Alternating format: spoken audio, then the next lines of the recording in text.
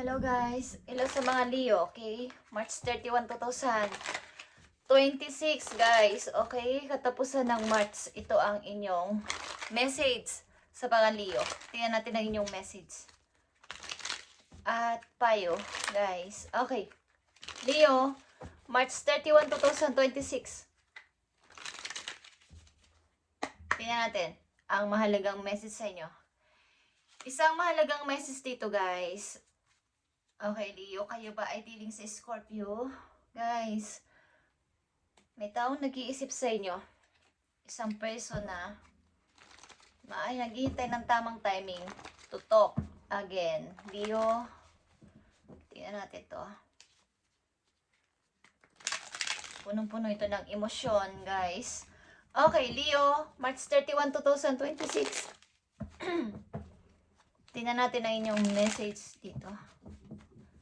Katapusan ng March. At kung may kilala kayong Aries sa inyong chart is happy birthday sa kanila guys. Pakisabi. Okay, Leo. Tingnan natin nakapalob dito sa inyong message na to. I need 3 messages dito for Leo. Someone is walking away guys. Ikaw ba to Leo o ang yung person? Umalis ang person na to, umalis ka sa feeling niya, bagamat marami talaga ditong invest na parang pagmamahal, okay? Kasi ito ay 8 of Cups. But kailangan kong gawin ang gusto ko. Kailangan kong magsimula ulit. At maaaring meron itong kinalaman sa opportunity, sa career, sa malayong lugar para magkaroon ng pag-grow sa sarili, pag-grow na rin sa kapirahan. Okay. So, meron dito umalis para sa kanyang career, para sa ikakabuti, para sa ikakaayos. Dahil may gusto pang gawin sa buhay. Hindi lang yung pag-ibig na yun. Okay? Maring hindi na rin nagkakaintindihan. So, kailangan ng pagpapalaya o kailangan may umalis para dito. Kay Leo. At titingnan din natin ang inyong past life, guys. Kung nagpapatuloy sa kasalukuyan ng inyong past life. Past life ng mga Leo.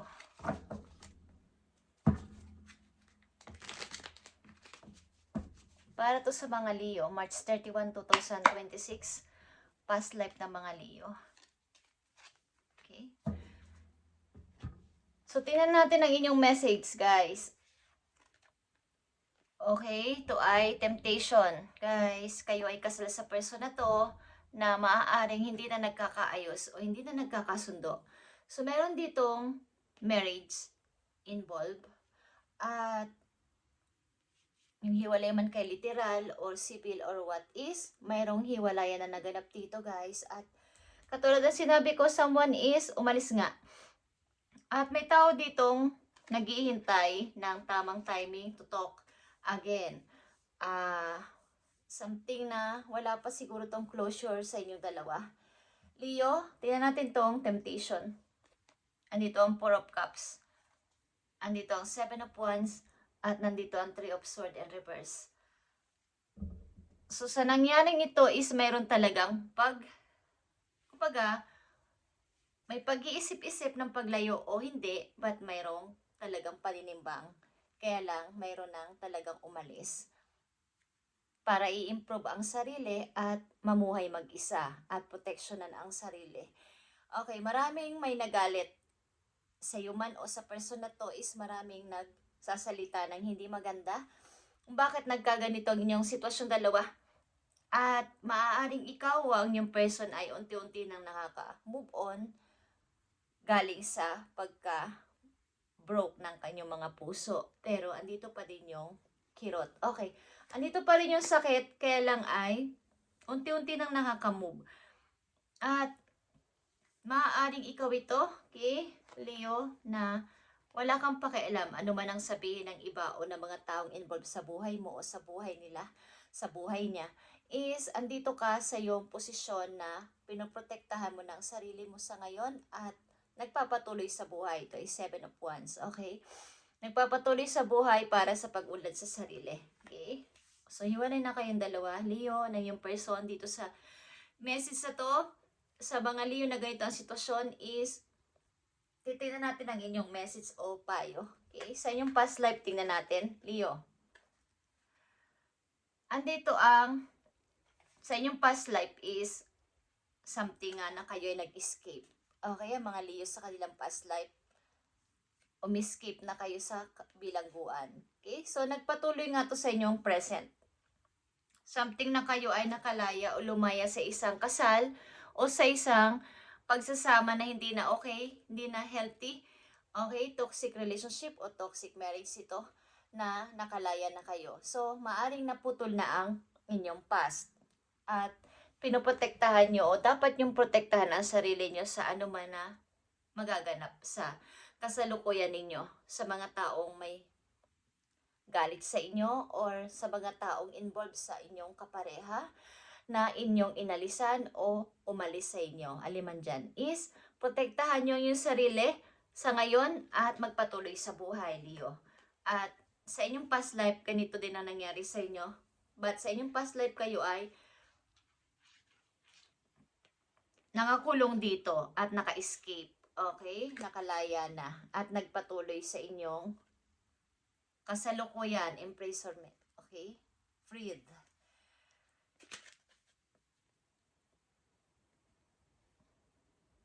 Okay. Sa inyong past life, mayroon kayong anak dito o isa kayong anak. Okay? Okay, guys. Sa love ninyo, sa past life ninyo is parang nga kayong yung nagtitiis sa love, nagtitiis sa pagmamahal. Hanggat maaari is pinagtitiisan.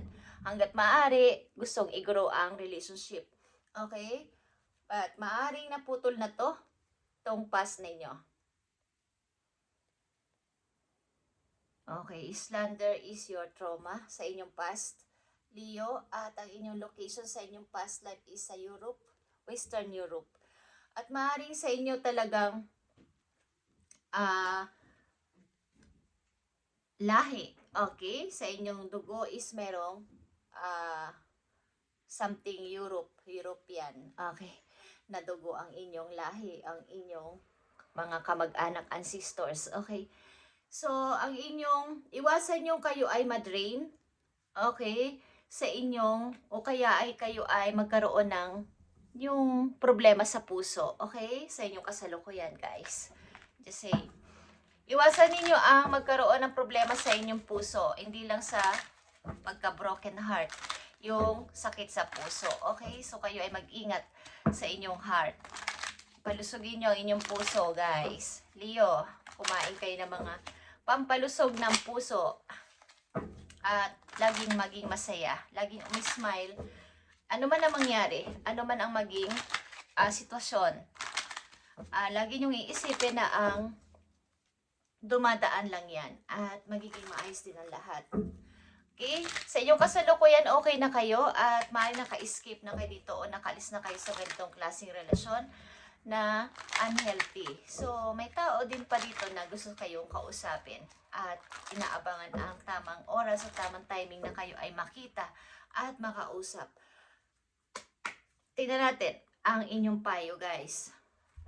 Sa mga Leo na nandito sa reading, today, March 31, you wouldn't plant a seed and then dig it up every few minutes to see if it has grown. Okay, so why do you keep questioning yourself, your hard work, and your decisions? Have patience, stop overthinking, and keep watering your seeds. Okay, keep watering your seeds, Leo. Huwag kayong mag-alala. Habang kayo ay may itinatanim at inyong dinidiligan, inyong tinitingnan, kinakausap-kausap, okay, katulad ng isang halaman, is lalaki itong maayos, mag-grow ito na maganda, at magiging, o ito'y bulaklak, mamumukad ka dito ng napakaganda bulaklak sa tamang panahon. So, huwag kayo mag-overthink sa inyong sitwasyon sa ngayon at magiging okay din ang lahat, Leo. Paparating yung message simula sa araw na to, March 31, 2026. Okay, paparating yung message, guys. I need 2 message sa mga Leo. Paparating na message sa inyo. At mag-ingat kayo sa inyong heart, guys. Palusugin nyo ang inyong puso. Kumain kayo ng mga pampalusog ng heart. Okay. So, maring naputol na ang inyong past life na kayo ay na-prison o nakulong sa isang relasyon na mahirap. Okay? Kung naniniwala lang kayo doon, guys, hindi ko kayo pipilitin. Okay? So, tingnan natin ang inyong paparating na message. Dalawang message dito para sa mga Leo. Thank you, Spirit. Okay, kung kayo may planong gawin sa buhay na mapagpapasaya ng inyong puso, Knight of Wands is here, is inyong gawin, guys. Knight of Wands is plano. Plano sa inyong, about sa inyong passion, sa mga desire ng inyong heart na gawin at makakapagpasaya sa inyo, is gawin nyo, guys. King of Cups is here naman. Okay, at Two of Cups, guys. Okay, kayo ay dealing talaga sa inyong soulmate. Okay, at something merong nakatingin talaga sa inyo sa malayo para kayo ay hintayin o want to talk again. Okay, maaring may magbabalik sa inyong person. Hindi man ito parang pagbabalik na makikipagbalikan. Kung sakasakali is, ayun, depende sa inyong magiging sitwasyon at sa inyong pag-uusap. But, ang tao na to ay gusto kang kausapin muli at tumatiming ito ng tamang oras, tamang pagkakataon para ikaw ay makausap again. Para sa kanya ito ay wala pang closure. Hindi pa to nakaka-move on. Kahit sabihin natin na kung kayo naghiwalay ng tao na to at mayroon ng kayong iba't ibang ginagawa sa buhay, may relasyon na siya, may karelasyon ka na, ang tao na to ay hindi na pagkakatulog sa gabi, guys. Okay? Ito ay nasasaktan pa din sa nangyari sa inyo dalawa. Okay? So, andito talaga ang Two of Cups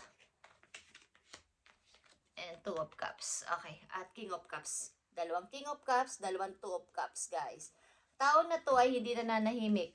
Bagamat kung ito ay meron ng karelasyon o ikaw man may karelasyon, ang person mo sa iyong past ay hindi nananahimik pa. Hindi pa rin siya totally nakaka-move on. Okay, guys? But, proteksyonan nyo ang inyong sarili. Okay, sa anumang mangyayari. Dahil kayo ay papunta sa pag-unlad, papunta kayo sa inyong mga kalayaan sa lahat ng bagay. So, protect yourself, Leo. Just saying, thank you and God bless, Leo. At magsisimula naman ang bagong buwan. At maganda ang dating sa inyo, guys. Magpatuloy lang kayo sa buhay. At may kinalaman to sa inyong marriage. Okay, sa inyong dating kinasama, naging asawa, naging kasama sa bahay. Okay? Isa sa inyo ay umalis dito sa sitwasyon na to sapagkat may hindi na tama. Pagamat may love pa, may hindi na tama. Thank you, Leo, and God bless.